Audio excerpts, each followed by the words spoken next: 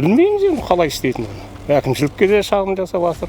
Где-то там есть в плановом, что был когда-то асфальт, но никогда не было. 5, 6, 7, 8. Не стандарт деді, қырып тастады, а ол неге не стандарт біз де білмейміз. Алматыда жоқ. Алматыда жоқ, мынанда емін-еркін ойнайтын жер. Бәрінде қос-қостан үйлер болса да, тағы да тоймай алып жатыр ғой.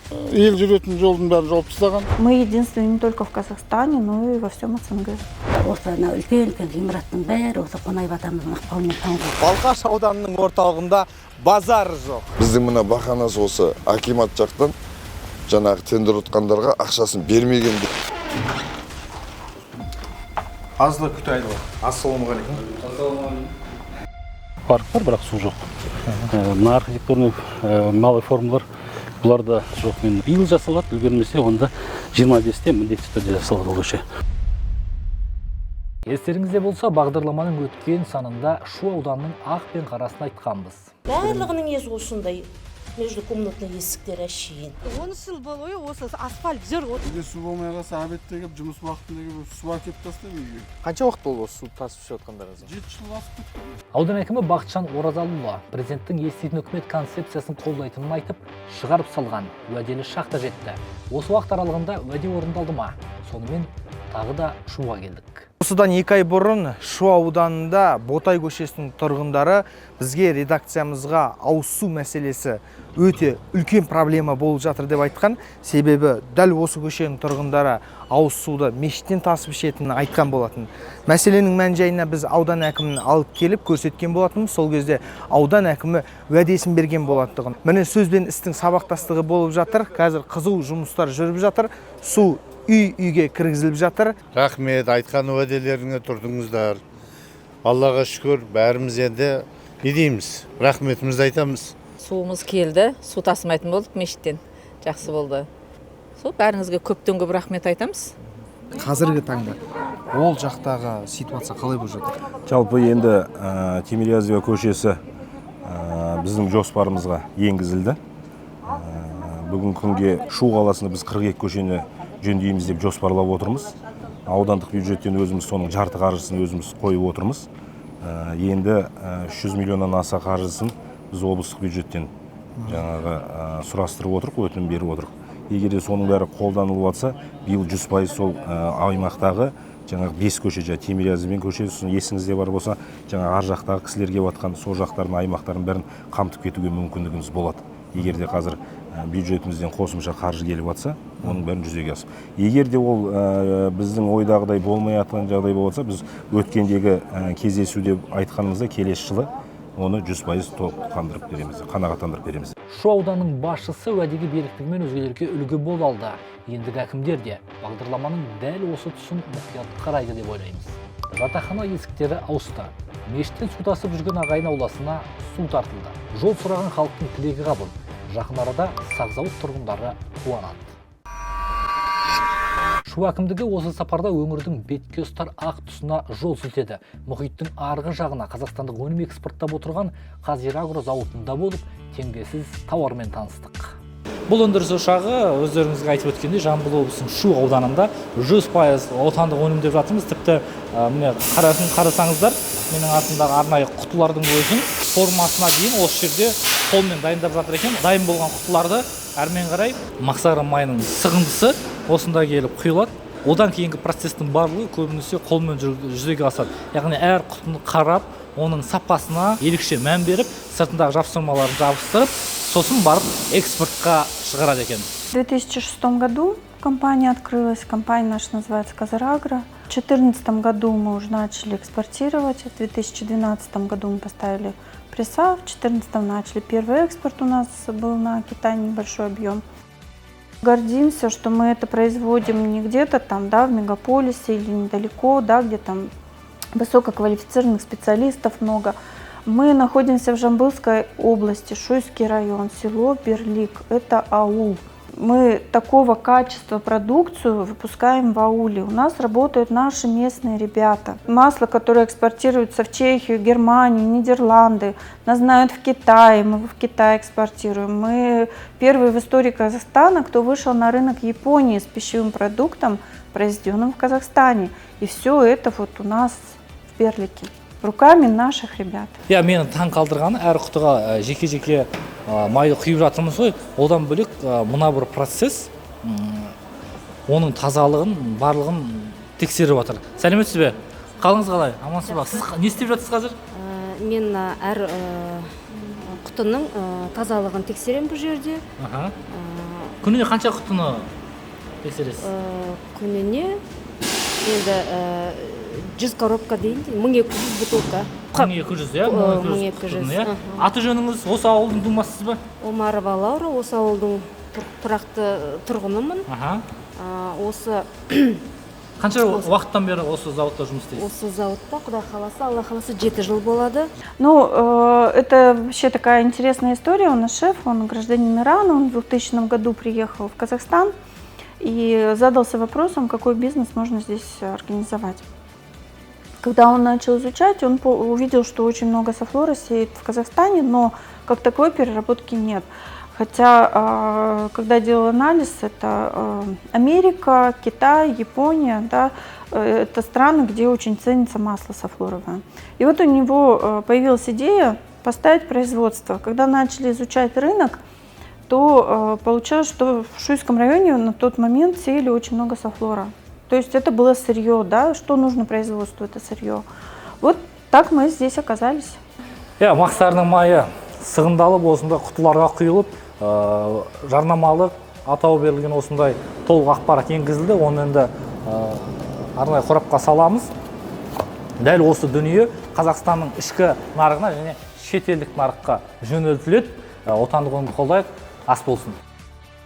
Да, в основном у нас продукция вся до прошлого года, это было около 85%, у нас все уходило на экспорт. И только 15% было, сначала было 5%, потом 10%, потом 15%, сейчас у нас уже более 30% продукции, которая уходит на внутренний рынок. Масло у нас выходит, готовой продукции, 10 тонн в сутки. Но для такого продукта, для нерафинированного холодного отжима, как вы видите, да, вот семечко белого софлора, очень жесткая семечко. И чтобы на самом деле холодным способом извлечь масло, нужно специальное оборудование. Это то оборудование, которое у нас немецкое оборудование стоит, которое наш шеф его сам доработал. И в итоге получается настоящий холодный отжим. Это можно увидеть по цвету масла. Оно золотистого цвета, отсутствует коричневый пигмент, да, жареной семечки. Вот, поэтому для такого производства это хороший объем. Мы, не побоюсь этого слова, практически единственные в таком объеме, кто выпускает софлоровое масло холодного отжима, не рафинированного такого качества. Мы единственные не только в Казахстане, но и во всем СНГ.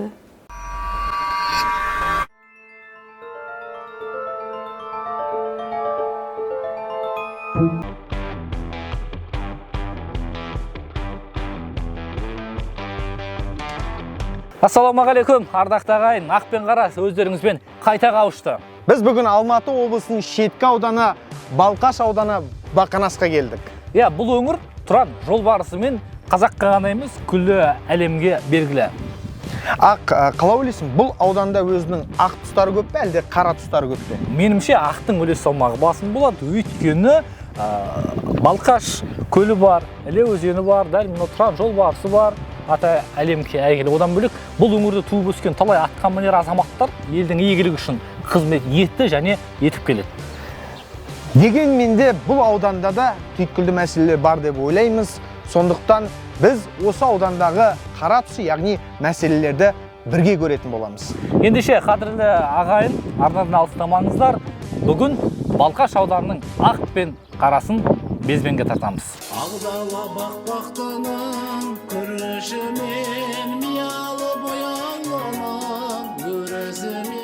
Аудан 1932 жылы құрылған. Орталығы Бақанас ауылы. Жалпы 28 ауыл бар. 2023 жылғы санақ бойынша ауданда 28.816 адам тұрады. Жер көлемі 37,4 мың шаршы шақырымды құрайды. Бақанас өрлей бір шайырысымен. Айтқаның ауыз жаман, жылағаның көз жаман дейді. Ол бәріміз, осы ауданның жігіттеріміз, бәріміз де мал ұстап отырмыз. Онды қай жаққа апарамыз, қай жерге апарып жаямыз. Енді осы төңіректен басқа жер жоқ. Мына жағымыз 5-6 километрдің бәрі таз енді. Мына жағымыз, қыр жағымыздың түгел. Міне, мынасын бойлаған түгел суды жағалап отыр. Білмейміз енді қалай істейтінін. Әкімшілікке де шағым жасап жатыр. Прокуратураға да шағым жасап нетіп жатыр жігіттер. Олар не дейді шағым жасадыңыздар? Ешқандай пайда жоқ, ешқандай ответ жоқ. Сөз басын аудан ауыл шаруашылығымен мақтанады деп бастадық. Алайда шаруалардың мүшкіл халін көргенде бұған аудан басындағылар неге назар аудармаған деген шартты сауал туды. Сөйтсек, аталған салада мәселе баршылық екен. Қисайып тұрғандары, кішкене құлайын деп тұрғандары болады. Нәзіктеулері, олары именно ауру емес. Ал жаңағындай толықтау, айбет деген едірейіп шауып тұрған ешкілер, қойлар, соларды бір сөйлездеп, биыл мына енді жаңағы Атырау Ақтау жақ су алды ғой. Сол жақ су алғанға қарай бізден тағы да келіп жаңағындай қан алды. И содан алды да қан алып кетті 22 басты ма? Тағы бір сөйлездеді. Содан келіп бір 7 басқа біз пробный жасаймыз деп тағы да келді. Мен содан ол кісілерге айттым, ендігі қанды маған да біреуін алып беріңдер. Мен де барып қазір частный бір экспертизаға апарып, сол бір сөйлесіп тексертем дедім. Содан менде бір дәу серкен болған, и сол бір дәу қойым болған. Сол екеуіне кепті. Содан мен айттым, мына екеуінің қанын мен де барып тексертіп берем дедім. Бұлар өздеріне қалды, мен өзіме алдым қанын. Барып тексерттім. Жаңағы екі қойым тап-таза. И маған кеп тұр бұлар. Жаңағындай пробныймен келдік деп тағы да келді. Мен айттым, енді мен де барып келдім, мен екі қойдың мен жаңа қағазы көрсеттім, достоверно түгел дедім. Содан 7 басым түгел алған жоқ қалғанында. Ауыл шаруашылығындағы тағы бір түйткіл латифундистердің сейілі. Ірі жер иеленуші, жергілікті бір бай азамат иелігіндегі жермен қоса мал жүріп тұру үшін бөлінген жолды да қоршап алыпты. Оның құрығының ұзындығы соншалық қаншама жылдан бері заңды да місе тұтпайды екен. Мына халықтың берген арызы, міне, қазір жауаптар мандымаған, әйтеуір болмаған. Мынау одан кейін біз бір бөлек арыз бердік жаңағы. Өшілі бәрі түсіндіріп жазылған. Талай инстанцияға кетті, айналып келген кезінде тірелген жері земельный инспекция. Ауылдың іргесінде тұрған жерді қоршау деген малдың өрісі мына жерде жайылатын. 1 километрде болмайды ауылдан. Жағаты екен. Нарымбет. Сол мына бер жағында қоршаған, сол қоршаған. Сол енді арғы жерді мына жерді арендаға бердім ба, білмейміз. Енді аяқты басқа біреулер қоршап жатыр. Көрдің бе? 2016 жыл президент жер реформасы болған кезде мораторий жариялаған.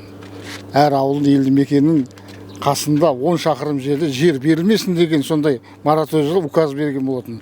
Сол указды бұза тұрам мына жерде 2019 жылы мына жерде кәсіпкерге берген Әбдібаев деген. Ел жүретін жолдың бәрін жауып тастаған.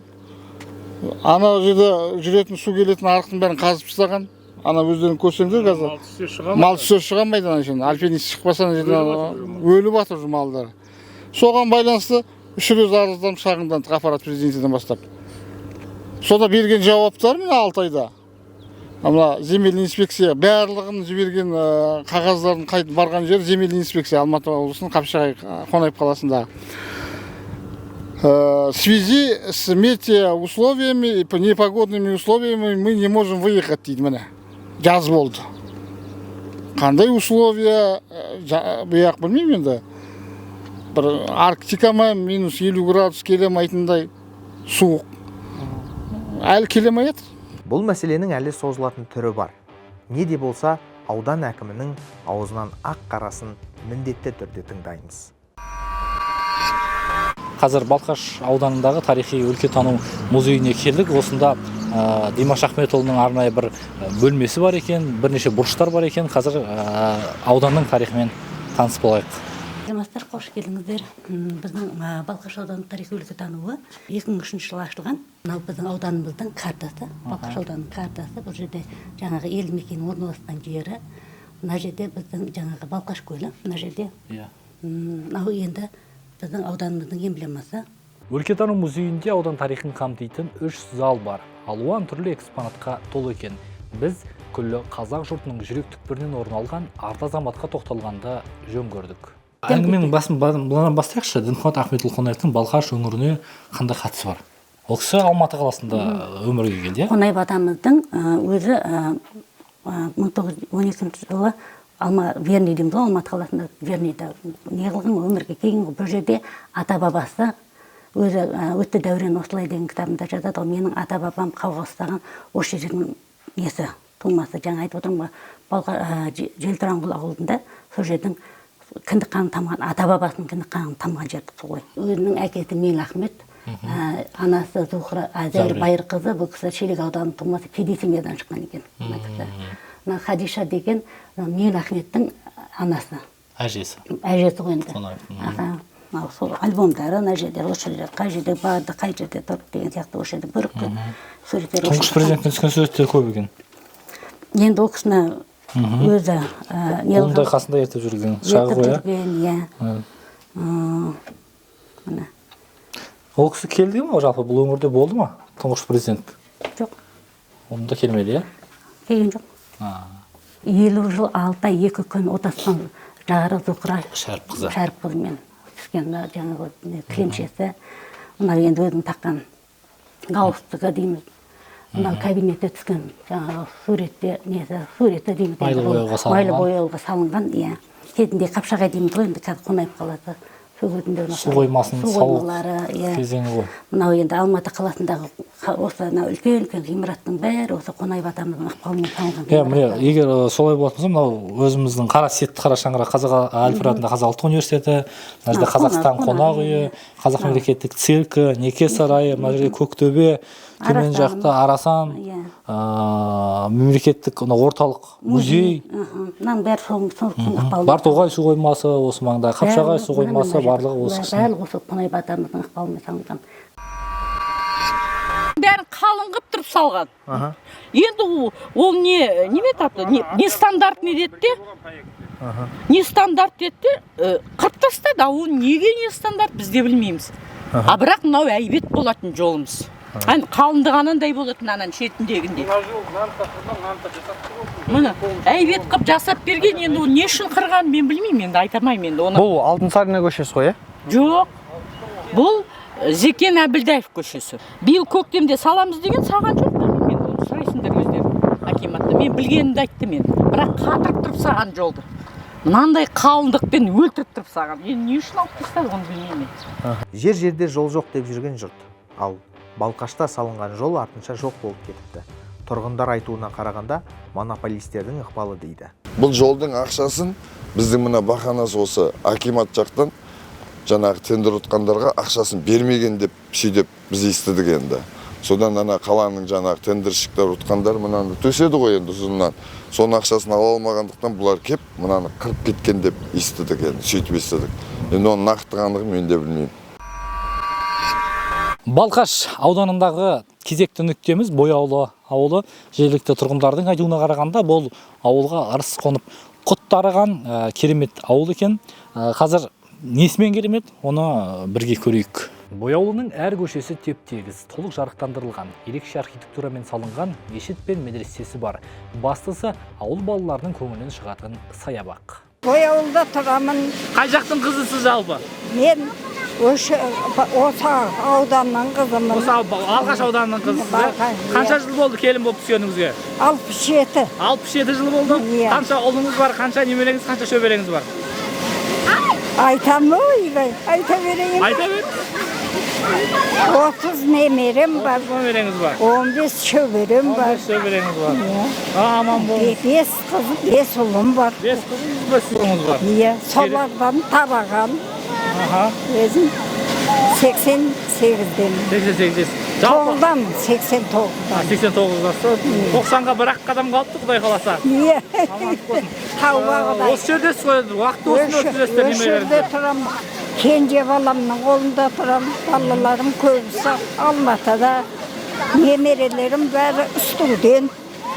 Аманшылық болса, биыл бітіріп жатыр ауылда. Бітіріп жатыр. Мына жерде ойнатасыздар күнде келіп. Күнде келіп осы жерде ойнатасыздар нөмере шөберені. Иә, о, жанымда болам. Жаңа келінім қайда? Біргесіздер, иә? Мен көбінесе кейде денсаулығым болмаса, Алматыға кетіп қаламын, балаларым болмаса. Біз Балқаш ауданы туралы түсіріп жүргенбіз. Аудан несімен мақтанады жалпы? Қандай мақтаныштары бар ауданның?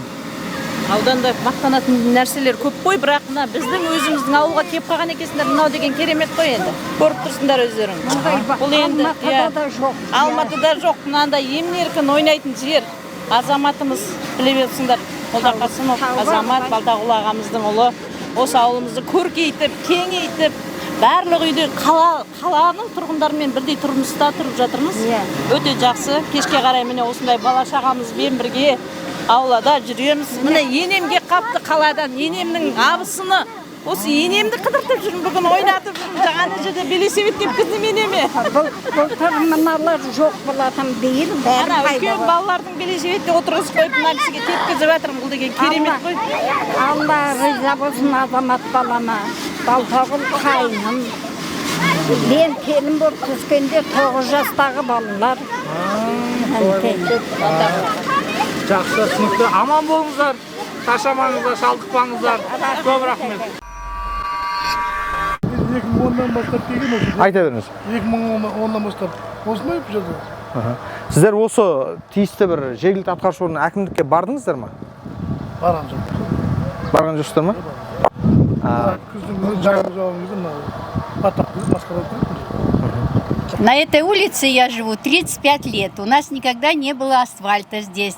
Но где-то там есть в плановом, что был когда-то асфальт, но никогда не было. Все, больше я ничего не могу сказать. В планах это... В планах где-то было. В какие-то годы. Ну, мы сколько тут живем, нету. Вот, например, Гуля тоже моя соседка, она 20 лет живет. Вот, спросите у ней, она скажет вам тоже. Жауын күні мына жерде кіруге мүмкін жоқ. Баламызға сабаққа шығуға мүмкін жоқ.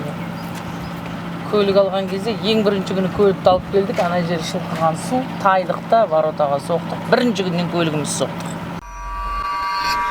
Анам да ел, соған арқа сүйендім, содан үйрендім. Дінмұхаммед Ахметұлы Қонаевтың бұл сөзі елді ойлағаны, осы ел үшін қызмет еткендігін аңғартса керек. Біз дәл қазір осы тұрған менің ту сыртымдағы көпірді бір кездері Қазақстан Компартиясының бірінші хатшысы болған Дінмұхаммед Ахметұлы Қонаев өзі ықпал етіп осы көпірді салғызған екен. Содан бері бұл ел игілігі үшін жұмыс істеп келеді. Енді осыдан бірнеше ай бұрын батыс өлкеде болған су тасқыны баршаңыз білесіздер. Сол кезде жаңадан салынған көпірлер қирап қалып жатты. Басқа өңірдің азаматтары, атқамінерлері көріп, осындай сапалы іс үшін, халық қамы үшін, елдің игілігі үшін жұмыс істейді деген ойдамыз. Жүріңіздер. Қонаев көпірі Балқаш ауданының күретамыры десек те болады. Іленің арғы бетіндегі ағайынды бергі бетпен, тіршілікпен жалғап тұрған стратегиялық нысан. Ал сапасына келсек, мін жоқ. Болаттай темірден соғылған бұл құрылыс сол дәуірдегі жауапты мамандардың жауапкершілігінің көрінісі іспетті. Ел ішінде жаргон сөз бар ғой, базар жоқ деген. Шынымен де Балқаш ауданының орталығында базар жоқ. Тура және ауыспалмағына да. Бізге редакцияға келген толассыз хаттардың ішінде ең негізгісі осы аудан орталығында базар жоқ екен айтқан болатындығын. Осы мәселені жергілікті атқарушы органдарына қоямыз сұрақты. Нақты мәселе не себепті базар жоқ екенін тиісті жауапты мамандардан білетін боламыз. Жергілікті тұрғындардың айтуына қарағанда, жалпы осы ауданға қонаққа келген азаматтар осы Іле өзеніне келіп түседі екен. Тянь-Шань тауынан бастау алатын бұл өзеннің ұзындығы 1439 шақырымды құрайды.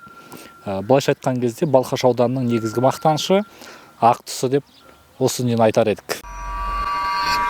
Іленің жағасы үгітіліп, арнасы жылдан жылға кеңейіп келе жатыр және осы тұрғын үйге жақындап қалды деп біздің тұрақты көрермендеріміз хат жолдаған болатындығын. Біздің білуімізше тұрғын үй мен судың арасы 150 метр болу керек екен. Ал егер олай болмаса, онда ол қауіпті аймақ дейді. 5, 6, 7, 8, 9, 10, 37, 38, 39, 40. Біздің есептеуіміз бойынша шамамен тұрғын үй судың арасы 40 метр. Яғни бұл қауіпті аймақ. Батыс өңіріндегі болған жағдай бізге үлкен сабақ болды. Біз осындай қауіптің алдын алу керекпіз. Міне, бұл дабыл қағатын нәрсе қымбатты шекпенді шенеуніктер. Осы мәселені қолға алсаңыздар. Бұл Іледе су көп болғанымен ауданымызда ішінде водопроводта су жоқ. Халық таңнан кешке дейін сусыз отырамыз. кешке қарай жарықтарда көбінесе өшет. Бұрын жарықтар қатты жанып тұратын көшелерде жүргенге қорқпайтынбыз. Қазір ол жарықтардың өзі өшіп жатыр. Неге десеңіз, бюджетте ақша жоқ дейді. Енді халық болып, ел болып, оны қолға алмаса, жылдан жылға біз дамимыз ба десек, жоқ, дамымай, арғатай құрдымға кетіп жатырмыз. Мысалы, аурухана алатын болсақ, ауруханада дәрі-дәрмек жоқ. Оны қаншама рет айтып жатырық, дабыл қағып жатырық. Ауру адамдарымыз көп, мүгедек адамдар. Ақша алса, қалаға барып емделетті, ақша алмаса үйінде жатқан адамдар қаншама. Жолдар да дұрыс емес. Соғылып жатқан үйлерде, мысалы, өзінің тек қана тамыр танысына берілген үйлерді, жетім жесірлерге, әкімдердің, басқа кімнің, енді сол жерде басшылықта отырған адамдардың солар алып жатыр. Үйді де қазір қарапайым халықтан сұрасаңыз да, олар да айтатын шығар шындықтарын. Неге десеңіздер, бәрінде қос-қостан үйлер болса да, тағы да тоймай алып жатыр ғой. Гүлжәмила Құлымбетова Балқаш ауданының тумасы, 4 баланың анасы. Бір қолы мен бір аяғы істемей қалғаны 10 жылдан бері жұмысқа жарамсыз. Алғашқы 5 жыл 2-ші топ мүгедектікпен жәрдемақы алып келген. Кейіннен жергілікті атқамінерлер жұмысқа жарамсың деген желеумен 3-ші топ санатына жатқызыпты. Содан бері күнкөрісім нашарлап кетті дейді. Тіпті үйді күтіп ұстауға арналған шығында 5 айдан астам уақыт төленбепті. Ауданның атпалды азаматтары көмек қолын созады деген үмітте. Әлі жүрмін, 10 жыл болды. Жаңағы айыспен дейміз ғой, айыспенде төлемей жатыр. Кіші әкімге де бардым, үлкен әкімге де бардым, бәріне де бардым. Жаңағы пособие дейді ғой, пособиямды шығарып берсе екен. Одан кейін жаңағы мүгедектігімді 2-ші топпен өмірлікке жіберсе екен деймін.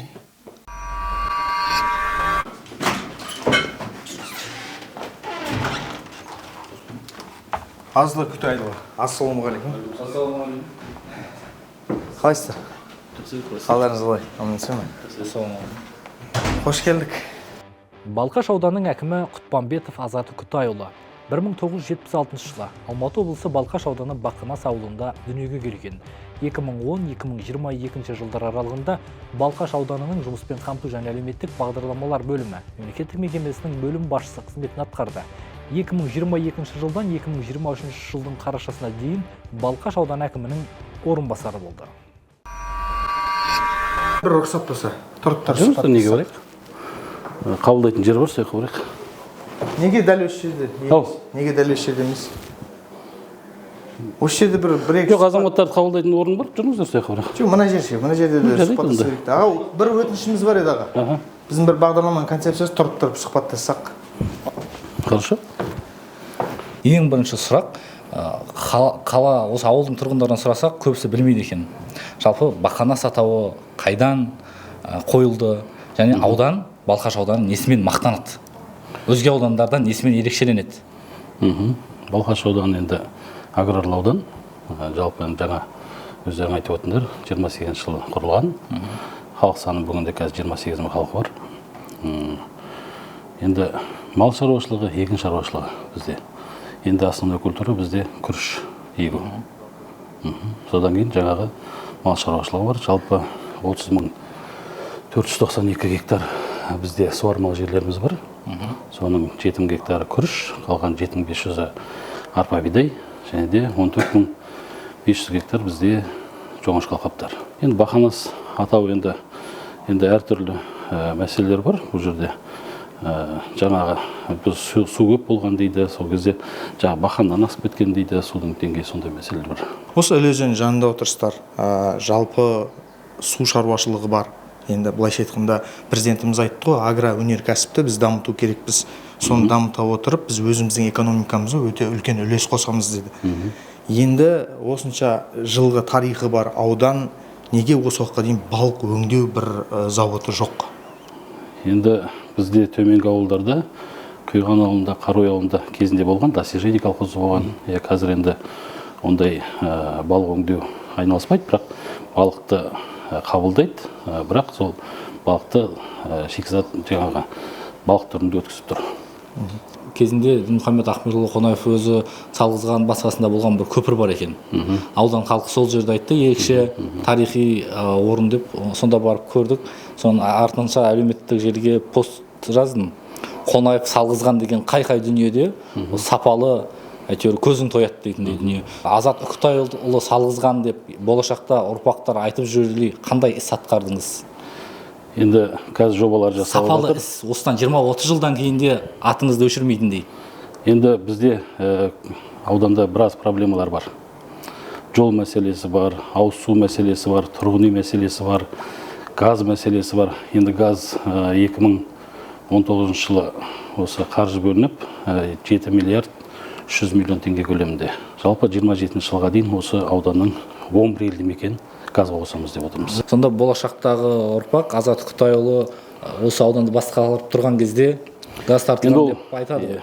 Енді ол облыс басшысының көмегі және де осы бүгінгі таңда атқарылып жатқан жоспарлы жұмыстар. Ал сіз өз бастамаңызбен қандай? Сол жұмыстар және де аудан орталығында үйлер соғу мәселесі. Қазір енді осы инвесторлармен жалпы осы аудан көлемінде бірқатар үй соқсақ деген осындай жоспарымыз бар. Қазір енді Бақанастан солтүстік батыс бөлігінде қазір инженерлік коммуникациялық жүйелері жасалуда. Енді осы ол жерде тұрғын үй салуға орындар белгіленген. Қазір осы жақын шамада сол жобалар жүзеге асырыла бастайды. Ашықтық саясатына көзқарасыңыз қалай? Енді президент Қасым Жомарт Кемелұлы айтады ғой, жалпы ашық болу керек, әр жасалып жатқан істі халық көру керек, халық білу керек деп. Енді жасалған жұмыстар жөнінде халықтың алдында есеп кездесу болады. Ол жерде барлық мәселелер осы халықтың назарына ұсынылып отыр. Ондан кейін әлеуметтік желілерде күнделікті атқарылған жұмыстар халықтың назарына жарияланып отыр. Ауданға келіп, зерделеп жүргенімізге 3 күн болды. Өкінішке орай сіздердің атқарып жатқан істеріңізді толымды ақпарат аламадық. Ресми сайттарыңыздан. Ол әлеуметтік желіде де толымды ақпарат жоқ. Бірақ Балқаш әкімдігі сайтында бар. Балқаш әкімдік сайтында енді қазір соған ораламыз. Сізден бір өтініш, сол ресми сайтты аша аламыз ба қазір? Инстаграмда бар. Жалпы ресми сайт. Ол Инстаграмда ресми сайт емес. Сол сіздердің ресми сайттарыңызда соңғы рет ауыл шаруашылығына ешқандай ақпарат салынбаған. Және соңғы ақпарат 2023-тің сіз келмей тұрып салынған. Яғни көзі қарақты қарапайым халық біле алмайды, және біз журналистер, кәсіби журналистер соны зерттеп көрдік, сіздерде мардымды ақпарат жоқ. Сонда сіздің ашықтық саясатқа деген көзқарасыңызбен мына жақта істеп отқан ісіңіздің екеуінің арасында парадокс бар ма? Енді ол негізі қазір халықтың көп оқырманы осы Инстаграм мен Фейсбукта. Қазір сол жерге барлық ақпарат салынып тұр қазір. Ол ресми емес қой. Енді ресми сайттарға салыну керек. Ол жерде салынып отыр. Пресс-секретарь бар. Онда көрсек бола ма? Секторларды қарасаңыз, сол секторлардың ішінде ауыл шаруашылықты қараңыз, тұрғын үйді қараңыз, экономикалық бюджет, әлеуметтік мәселе. Ауыл шаруашылығы қазақшасына қояйық.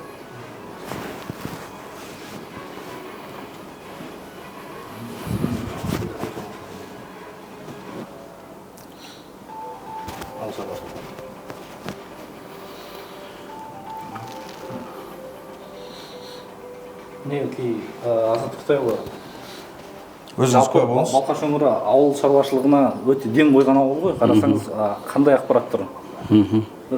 Толымды дүние жоқ мына жерде. Деп жатқанымыз сол.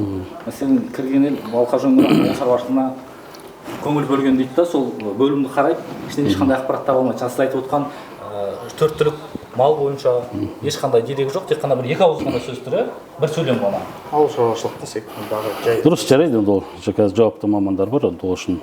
Жауапкершілікті жауапты маманға ысырған әкім сын қабылдай алатын сыңайлы.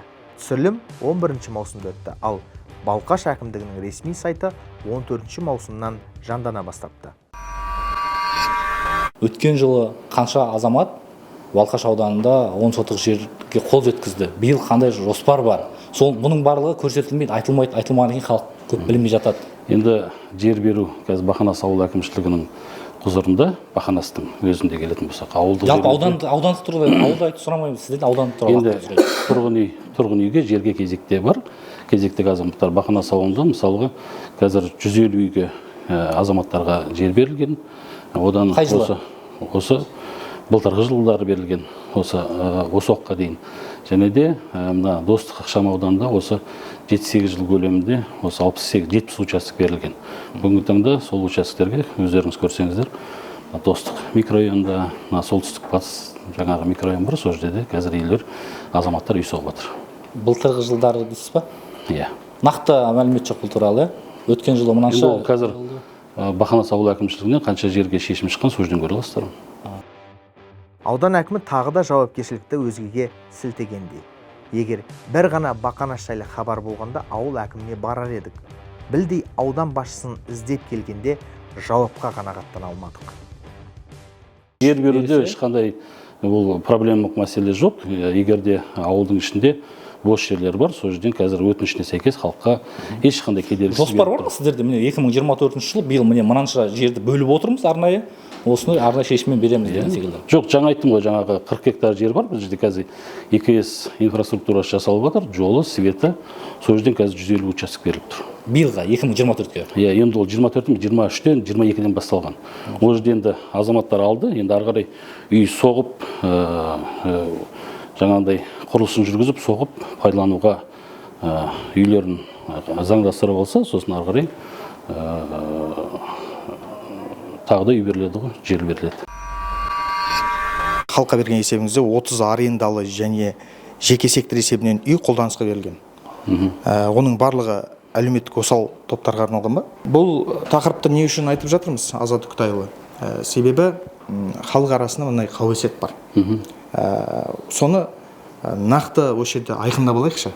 Осы мемлекеттің есебіне салынып жатқан тұрғын үйлердің көбісін мынау шекпенді шенеуніктер бай балғандар алып жатыр, әлеуметтік осал топтағылар алмайды деген жансақ пікір бар. Кезегіне сәйкес беріледі ол қазір. Кезегіне сәйкес беріледі. Осы уақытқа шейін үй берілген жоқ. Қазір үйдің аяқталуын толық күтіп отырмыз қазір. Түсінікті. Үй қазір қалай аяқталады? Қазір ана 40 пәтерлі 5 этажда үй салынып жатыр. Осы аяқталуға жақын осы 1-2 айдың ішінде. Одан кейін 30 арендалы үй бар. Үй бітіп тұр, сыртындағы 2С жұмыстары осы аяқталуы. Енді 70 үй осы топтарға беріледі. Осы уақытқа шейін берілген үйлер енді кезегіне сәйкес кезінде берілген, бірақ енді осы былтырдан бері үй толық берілген жоқ. Жер үйлер берілген екен ғой, бір типте салынған. Арасында 1-2 джипі бар, есіктің алдында тұр. Бір үйлерге барсақ, бастырманың астында деген секілді. Бұлар қаншалықты заңды үйді алған? Енді заң талабына сәйкес, енді ол жерде 1-2 джип болса, бір үйдің алдында 2 джип тұрғанды байқадық мәселе. Қонақтар шығар ол жерде келіп тұрған. Жоқ, жергілікті тұрғындар, көршілер айтып тұр ғой. Жақсы. Мынау осылардікі деп. Бұлар қаншалықты заңды? Енді қазір заңдылығын прокуратура органдарда қазір күнделікті қадағалап отырған. Сіз тараптан қандай қадағалаулар болып жатыр? Біз тараптан қазір ЖКХ мекемесі бар. Сол мекеме жалпы осы берілген үйлерді қазір анықтау үстінде. Жалпы сол осал топтарға негізі берілген. Және де оның ішінде мемлекеттік қызметкерлер де бар, оны жасыратыны жоқ. Ол мемлекеттік қызметкерлер де өздерінің кезегіне сәйкес алынған. Бұл тұрғыда жаңа ашықтық саясаты туралы сұрап жатқан сауалымыздың түп төркіні сонда жатыр ғой.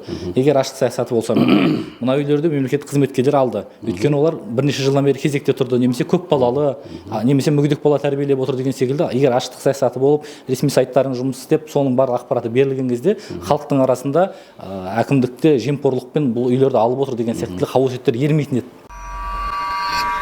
Біздің халық, шетпенді шенеуніктер, яғни әкімдер өзінің кабинетінен шықпай жұмыс істеп жатыр дейді. Соны керемет дәлелдеудің сәті болып тұр. Сыртқа шығып, сыртта мәселенің басына барып, сол жерде талқыласақ.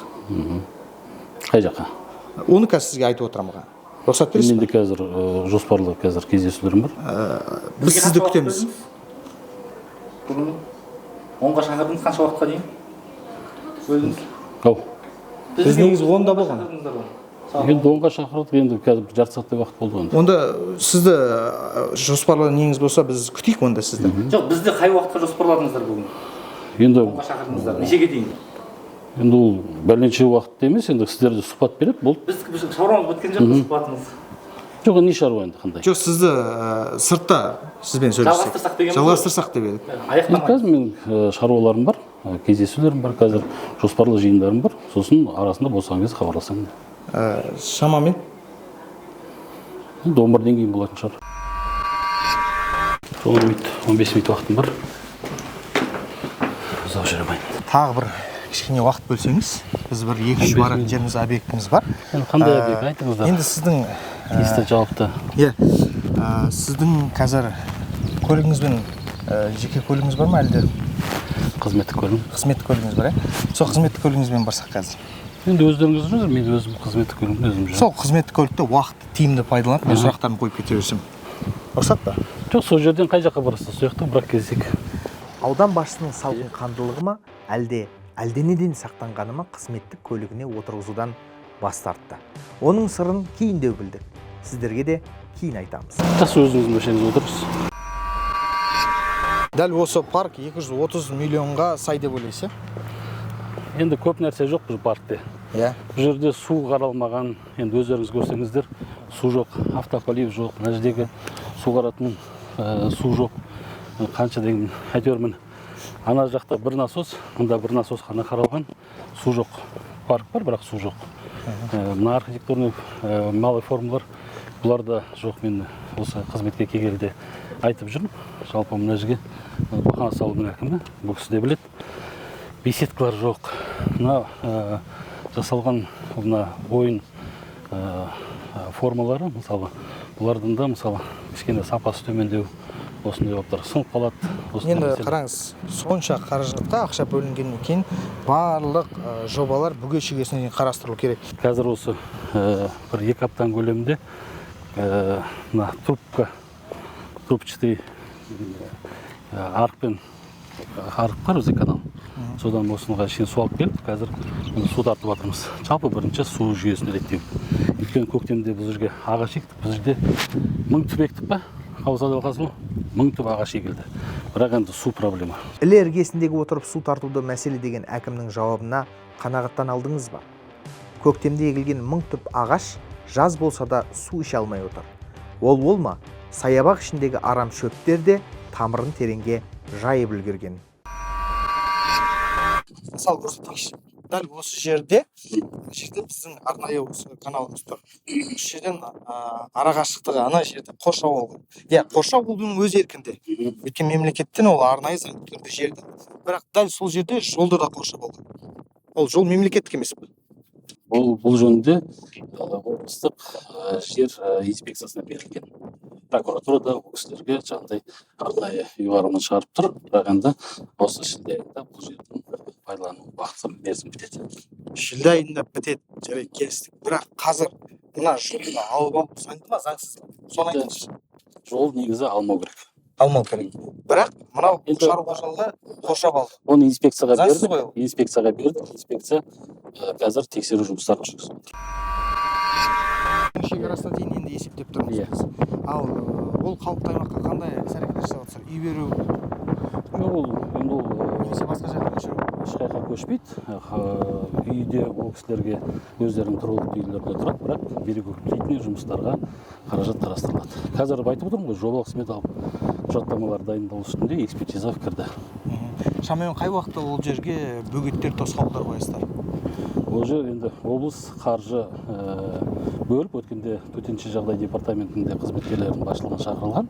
Ол кісілерді арнайы келіп, қазір өздері жобасын жасап жатыр. Алтынсарин көшесіндегі. Тағы да халықпен тілдескен кезде осы Алтынсарин көшесі жасалып, қайтадан сырып тастады дейді. Соның тұрғанына бір 2 жылға жуық болды дейді. Қателеспесем енді. 2022 жылы конкурс ойнатылған. Бұл жерде 130 миллион теңгеге Бек 909 деген компания өтіп алған. Сол компания жұмысын жасаған, бірақ енді сол жұмыстар, кейбір жұмыстары проектіге сәйкес болмағаннан кейін жаңағындай технадзор бар, басқа жаңа авторы бар, замечанияларын берген, бірақ сол мердігер компания уақытысында аяқтамай 2023 жылдан бастап, сол 22 жылдан бастап сот процедуралар берілген. Жалпы қазір әлде төленбеген жартысынан көп қаражаты тұр ол жердің. Осы өткен айда соттың шешімі шыққан, неше рет сотқа берілген, біз бердік, олар апелляцияға берді. Жалпы келісім шарт бұзды қазір. қазір жобалық сметалық құжаттамалар қайта дайындауға жұмыс жасалып жатыр. Өйткені толық төленбеген қаржысы бар. Ол көшені проектісі дайын болғаннан кейін жасап беріледі. Қай уақытта? Проектісі дайын болғаннан кейін экспертиза. Енді проекттің уақытысы қазір 45 күн дей уақыт алады. Қазір конкурсқа береді. Иә, сосын жаңа экспертиза өтеді. Енді үлгерсек биыл жасалады, үлгермесе онда 25-те міндетті түрде жасалады ол көше. Көшедегі жарықтар біз осы 3 күннің ішінде сіздерде энергетика деген жеткілікті екен, иә? Күндіз де түнде де өшпейді екен. Өзіңіз куә боласыз қазір, мына жерде қарасаңыз, барлығы жанып тұр. Енді ол автоматтан болуы мүмкін. Бір ғана көше болса автомат болады. Автоматтан. Бірақ біз есептеуіміз бойынша 10 көше. Қабылсады оқасыл. Енді ол автоматтан болуы мүмкін, кейде сбой береді, сол кезде бір көше автоматтан болса түсінікті. Жүріс, ол енді ана о жерде не тұр? Часовой механизм, таймер тұр о жерде. Ол енді ауыл әкімінің құзырындағы мәселе. Бұл енді күнделікті қадағалау керек. Жалпы тағы да осы көпшілікті қойған сұрағы Азат Құтайұлы. Мынау Қапшағай Бақанас жолында мал жолда жиі шығып тұрады, сонымен жол көлік оқиғасы біршама азаматтар дүниеден озды дейді. Соған бір әкімге де айттық, облыс әкіміне де айттық, осы арнайы бір шара қолдансаңыздар деп. Себебі қазіргі таңда әсіресе кешке жақын мал жолдың бойына шығып қалады, ол енді қауіпті. Сіз енді өзіңіз әкім ретінде қандай іс-әрекеттер жасап жатсыз? Ол енді шаруа қожалықтарының иелерімен сөйлестік. Біз барлығына малды, жалпы мал бағудың өзінің қағидалары бар. Ол кісілердің бәріне ескерту қағаздары берілді. Осы бір емес 2-3 мәрте берілді. Және де кездесулер өткізілді. Жалпы осы шаруа қожалықтардың иелері малдарын дұрыс бағу жөнінде қараусыз қалдырмау. Және де жаңағыдай малға жарықты шағылыстыратын ошейник дейді, жаңағыдай световой, соларды қазір алғызып, ол кісілер шаруа қожалық иелерінің өздері қазір осы жоғары жақта да төмен жақта да шаруа қожалықтары иелері өздері малдарына алып тағып жатыр сондайда. Жалпы енді знактар қойылды. Осы екі ортағада Бақанас Қонаев арасында да Құйған Бақанас және де Бақанас Қарой жақта да осы мал жүретін жерлерге жаңағыдай знактар қойылсын деп. Ең көп қойылған сұрақ бізде, халықтың аманаты, біздің редакциямызға. Біздің Балқаш ауданында Каспий банктың банкоматтар болса дейді. Соны әкімге бірау жеткізсеңіз дейді. Балқаш ауданында Каспий банкоматтарды қоюға іс-әрекеттер жасап жатсыздар ма? Бұл мәселе маған көтерген жоқ. Бұл мәселені сізден естіп тұрмын, бұл мәселе көтерілген жоқ. Бұл мәселе көтерілген жоқ. Жарайды. Біз онда сізге халықтың аманатын жеткіземіз. Жақсы, енді ол Каспий банк өкілдерімен, басшылығымен сөйлесейік. Ол кісілерде жаңағыдай экономикалық тиімді жағын, басқасын қарастыратын шығар. Негізі халықтың сұрағаны Халықбанк деген. Ұзақ жылдар бойы ауданда осы 2000 жылдары Халықбанкының филиалы жабылып қалған. Содан бері осы бір 2 жылға дейін, 2022-ге дейін Халықбанк болған емес, 2023-ге дейін. Осы бір 20 жыл уақыт салып, біз Халықбанктың филиалы ашылды. Енді қазір Евразия банкының да терминалдары бар жаңағы. Енді халықтың сұранысы Каспий банктың терминалын ашу болса, онда сол кісілердің басшылығына шығып, халықтың ұсынысын жеткізейік. Қарой ауылдық округінің азаматтарының, қызметкерлерінің өтініші бар. Мен сізге жеткізейін, бізге келген хат былай.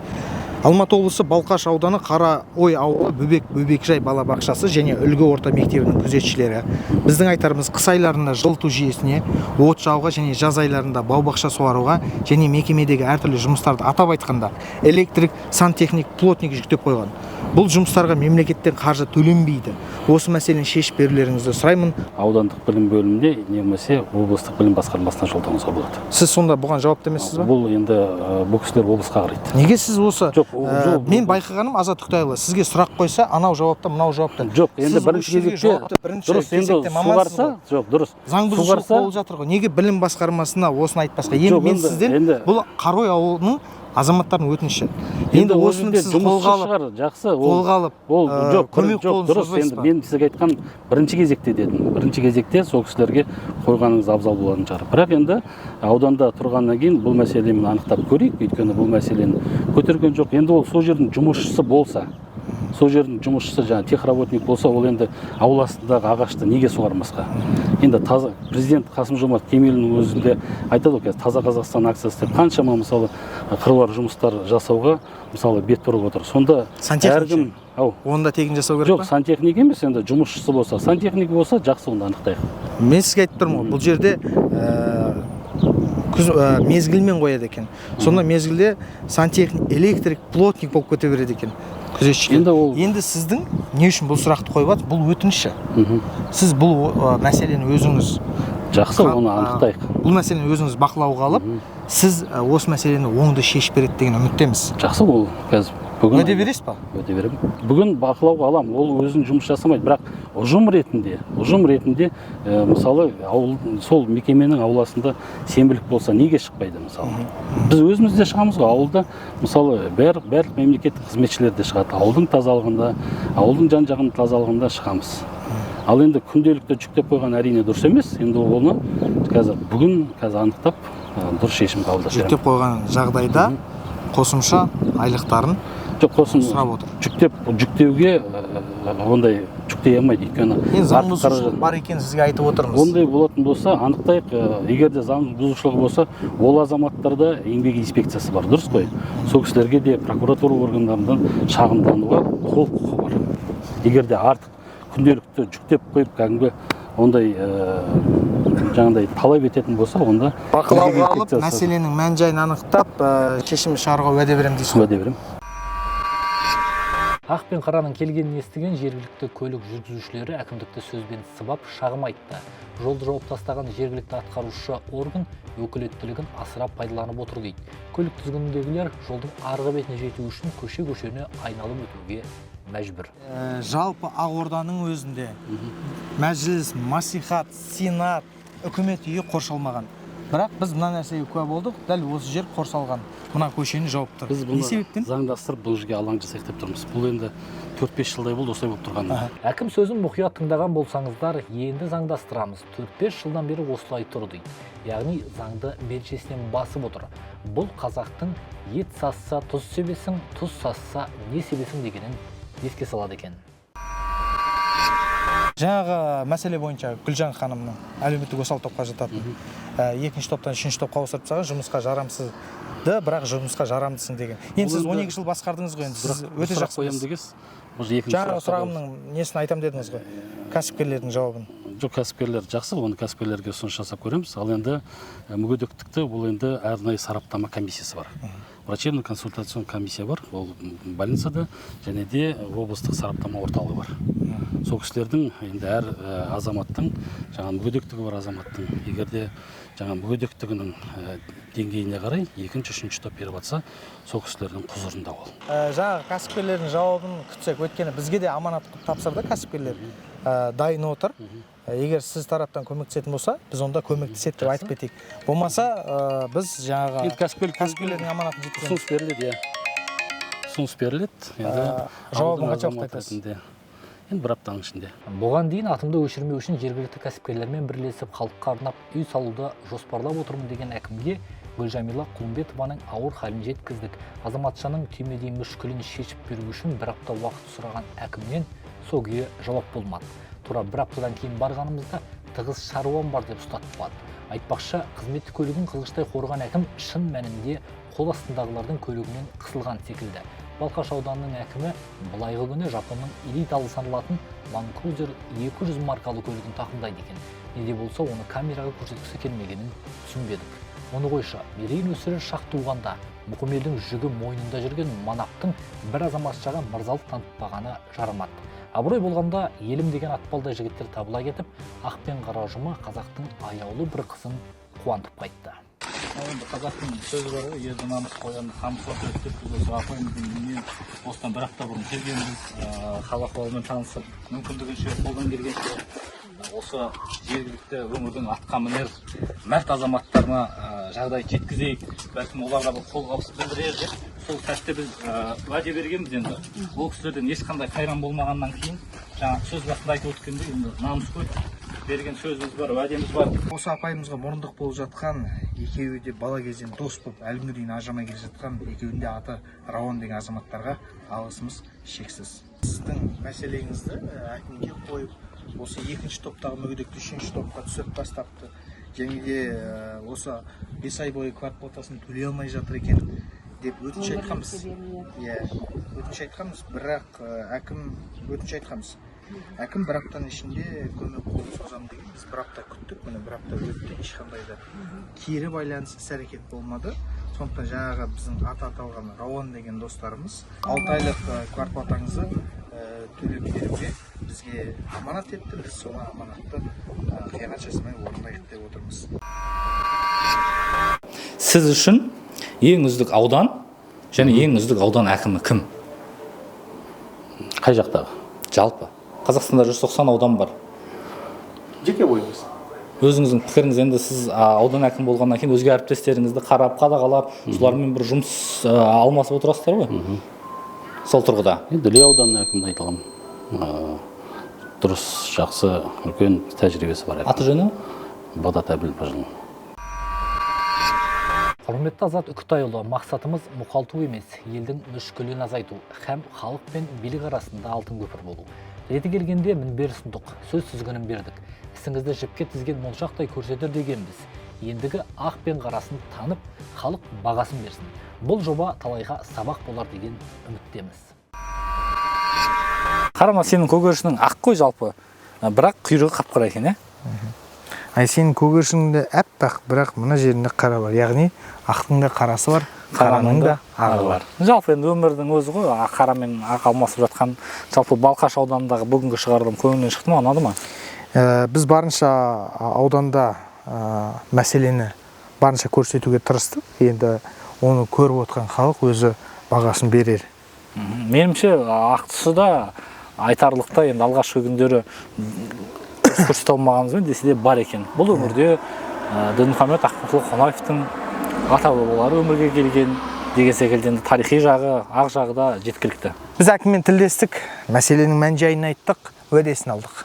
Әкімнің берген уәдесі желдей есіп көкке ұшпасын деген ниетпен мына көгершіндерді ұшырайын деп отырмыз. Әкім уәдесіне берік болады деген ойдамыз. Құрметті көрермен, ақ пен қара сіздің де ауданыңызға барады. Қай аудансыздар, төмендегі комментке жазыңыздар, номерге хабарласып өз аудандарыңыздағы мәселелеріңізді бөліссеңіздер болады.